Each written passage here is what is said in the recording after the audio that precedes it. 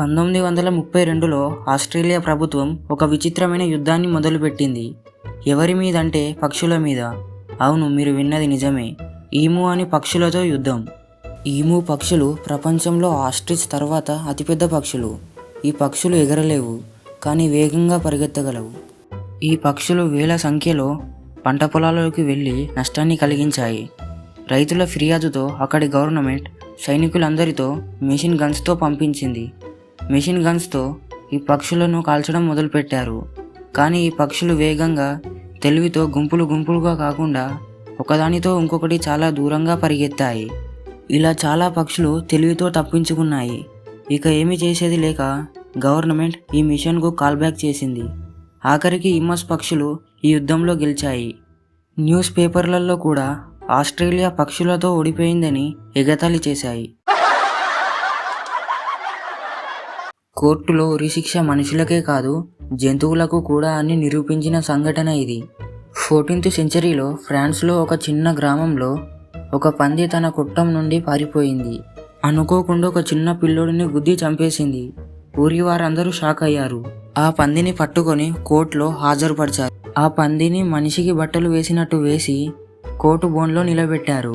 ఆ పందికి ఒక లాయర్ని కూడా వాదించడానికి సెట్ చేశారు. చివరికి జడ్జ్ ఆ పందికి ఉరిశిక్ష వేయాలని తీర్పునిచ్చారు. అలా పందికి ఉరిశిక్ష పడింది. ఇలాంటి ఎన్నో కేసులు ఆ ఊర్లో జంతువులపైన ఉన్నాయి.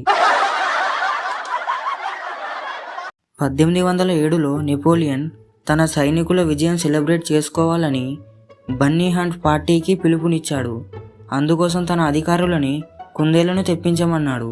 ఆ అధికారులు పెంపుడు కుందేళ్లను 1 కేజీలో తెప్పించారు. నెపోలియన్ ఇంకా తన సైనికులు వారి గన్స్ను లోడ్ చేసుకున్నారు. కేజీలో నుంచి కుందేళ్లను వదిలారు. కానీ ఆ కుందేళ్లు భయంతో పరిగెత్తలేవు. పైగా అవి భయపడకుండా సైనికుల మీదికి, నెపోలియన్ మీదికి పరిగెత్తాయి. నెపోలియన్ భయంతో తన గుర్రపు రథంలోకి పారిపోయాడు. ఇక్కడ తేడా ఏమిటంటే అడవి కుందేళ్లు మనుషులకు భయపడి పారిపోతాయి. కానీ పెంపుడు కుందేళ్లు మనుషులకు భయపడవు. ఎందుకంటే అవి మనుషుల దగ్గరనే పెరుగుతాయి కాబట్టి. నెపోలియన్ బోనపార్టే ఎన్నో యుద్ధాలు గెలిచాడు, కానీ పెంపుడు కుందేళ్లతో ఓడిపోయాడు. ఇది కర్ణాటక అసెంబ్లీలో జరిగిన నిజమైన సంఘటన. 2019లో ఒకరోజు అసెంబ్లీలో ఒక సీరియస్ మీటింగ్ జరుగుతుంది. ఒక బిల్లుపై ఓటింగ్ జరుగుతుంది. ఎమ్మెల్యేలు అందరూ ఎవరి అభిప్రాయాలు వారు స్పీకర్ గారికి చెబుతున్నారు. కానీ ఒక ఎమ్మెల్యే ఏమాత్రం పట్టించుకోవడం లేదు. ఎందుకంటే అతను నిద్రపోతున్నాడు. అప్పుడే ఆ స్పీకర్ ఎవరు ఈ బిల్లుకు ఒప్పుకుంటున్నారు అని అడిగారు. సడన్గా ఆ ఎమ్మెల్యే నిద్రలోంచి లేచి ఏమీ తెలుసుకోకుండా నేను నేను అని అరిచాడు. వెంటనే చుట్టూ ఉన్న ఎమ్మెల్యేలు నవ్వడం మొదలుపెట్టారు. ఎందుకంటే ఆ బిల్లు వారి పార్టీకి వ్యతిరేకంగా ఉంది. తరువాత ఆ ఎమ్మెల్యే నిద్రలోనూ నేను దేశ సేవ చేస్తున్నా అని నవ్వుతూ సమర్థించుకున్నాడు.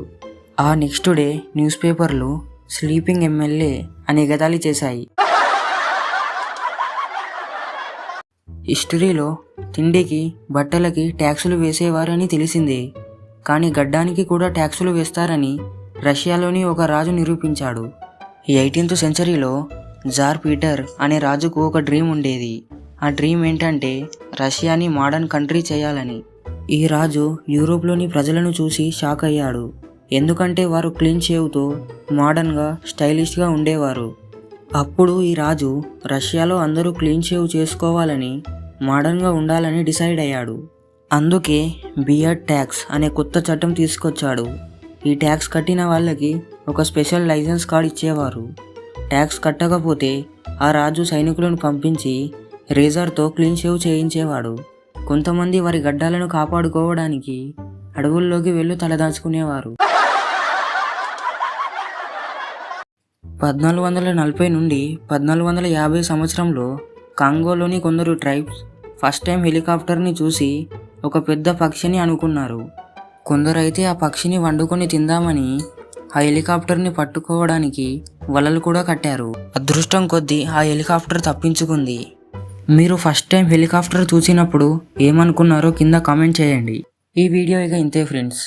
ఈ వీడియో నచ్చితే లైక్ చేయండి, మీ ఫ్రెండ్స్తో షేర్ చేయండి. ఛానల్కి సబ్స్క్రైబ్ చేయడం మాత్రం మర్చిపోకండి.